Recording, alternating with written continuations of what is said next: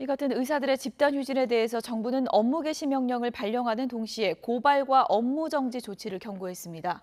공공의료기관 등 병상 가동률을 최대치로 끌어올려서 진료 공백을 메우겠다며 불법 진료 거부 행위에 단호하게 대응하겠다는 뜻을 다시 한번 분명히 했습니다. 취재기자 연결돼 있습니다. 윤성훈 기자.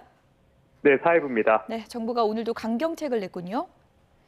네, 정부는 중대본 회의를 마치고 의사면허 제도로 공급을 제한하고 독점적 권한을 주는 만큼 의사들의 법적 의무도 지켜야 한다고 말했습니다. 무제한 자유가 허용되지 않는다며 개헌일을 상대로 업무 개시 명령을 발령했습니다.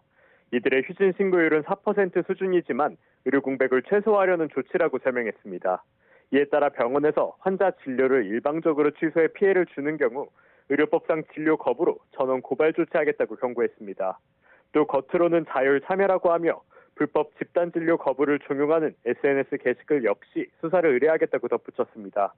무엇보다 의료 공백이 현실화하면 현장 점검과 체증을 거쳐 업무 정지 등 행정처분까지 진행하겠다고 강조했습니다.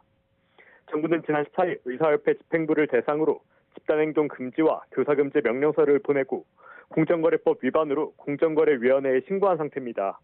정부는 의사협회를 향해 불법적 집단 진료 거부를 전제로 정부의 정책 요구를 관철하려는 행위를 멈추라고 비판했습니다.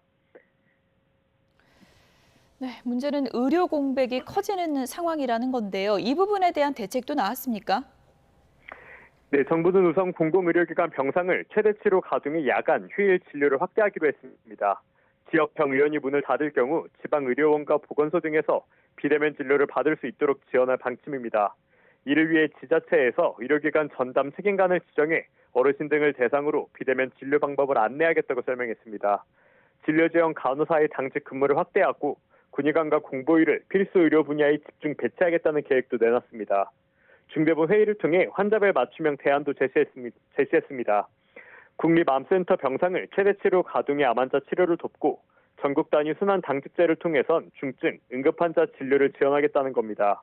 경증 환자의 경우 문 여는 병의원 정보를 수집해 응급의료 포털을 통해 안내하겠다고 설명했습니다. 지금까지 사회부에서 전해드렸습니다.